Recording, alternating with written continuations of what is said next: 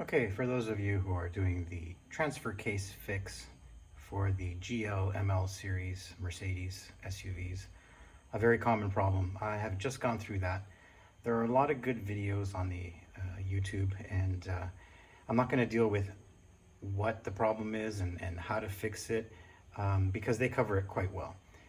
Instead, I'm going to cover one thing that they seem to skip over, which will make your job a whole lot easier once you find this out. It's a little trick.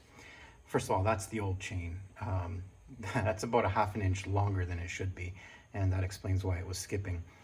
The job in general is actually not a bad job. The biggest problem is the bolts that are at the top of the transfer case.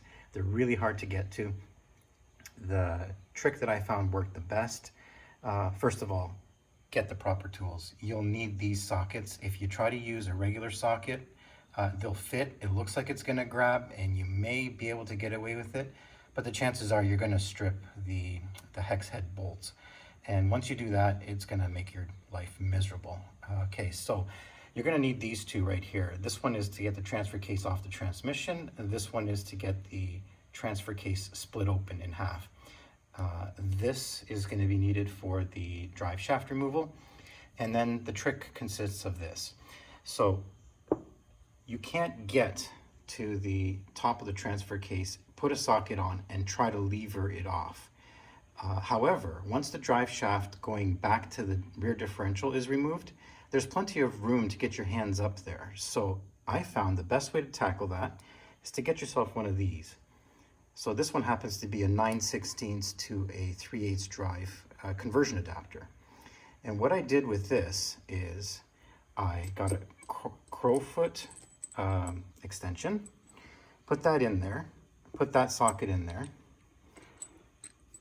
It's kind of hard to hold the camera and do it at the same time. What you got is this configuration now. Okay, so once you got that, you put your extension on,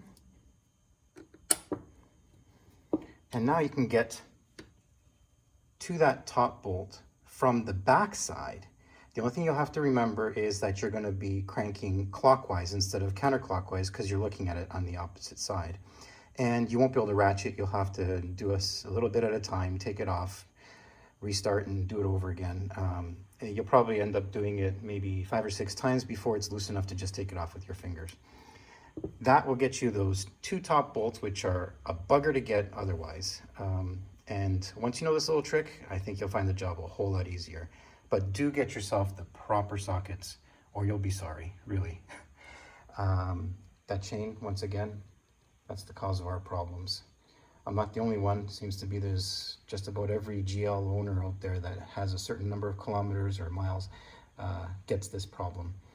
So all in all, this little trick probably takes it from a intermediate advanced do-it-yourselfer down to a solid medium, even quite an easy job actually to get that off there. And then once again, opening up the transfer case, changing the chain. There's plenty of videos out there. I won't deal with that, but I thought I'd bring this tip to your attention. Might save you a whole lot of trouble. Thanks for watching.